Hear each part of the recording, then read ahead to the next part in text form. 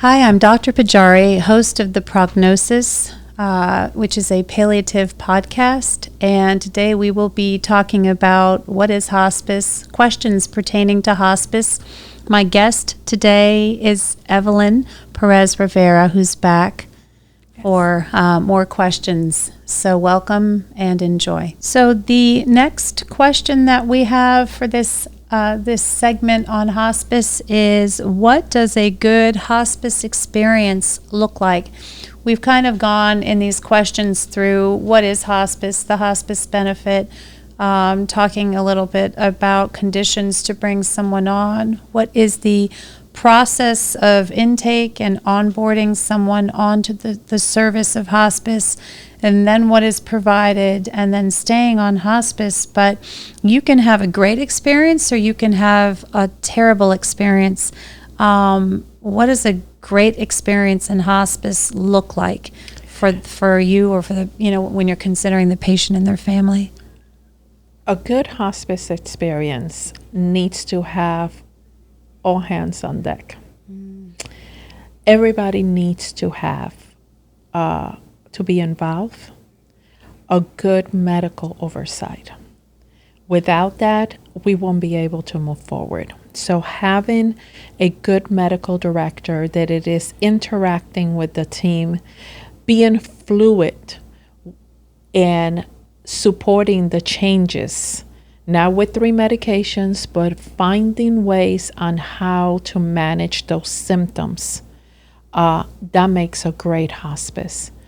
Having the nursing understand what they are seeing, having that experience is so key, because usually the medical director is relying on those eyes and those ears to provide the best care for that patient. So having the best nursing pair with the best medical director, being able to provide different interventions is key. Having the support for the family through social work, through CNAs, because CNAs, they are supporting the family as well as the patient. It is very, very taxing to be a caregiver. And just to provide just a little bit of relief is key to supporting that patient in that hospice experience. And of course, not forgetting the chaplain, which understanding that it is not a religious aspect, but just the spiritual journey. Because like I say many times, we all feel some kind of way. And if you are told that you are going to die, you want to prepare. Even as a healthy woman, I want to prepare if that in the event that would happen. So it is key that the whole team of hospice, the hospice team, is involved with that family and with that patient in order to make a good hospice experience. I think also, and you're alluding to this, is that the communication, the skills have to be there. You said all hands on deck.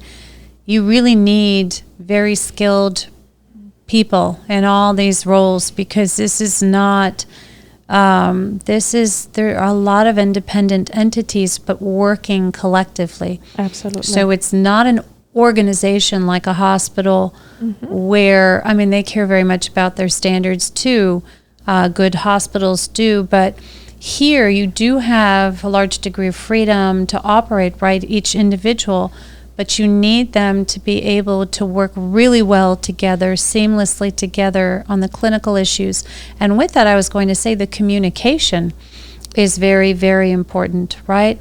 All hands on deck, but if you have one person working independently and not communicating back to the team, so this brings up kind of an aspect too. I find that the team is so critical in hospice, and then with a good team, the communication. But if you have one person doing their own thing and not communicating, you can unravel a positive experience very, very quickly. For example, a nurse not communicating certain aspects of clinical decline, maybe not recognizing or not communicating that at a certain moment. And then, you recognize, or one recognizes that transitioning is about to happen. That can be a very, very delicate and tough situation to navigate through. So I was thinking communication is pretty important there too. Yeah. Communication for the hospice experience for the team, and communication also with the family, with the patient, with all individuals for the experience for the patient and their family too. Absolutely. Yeah. Thank you.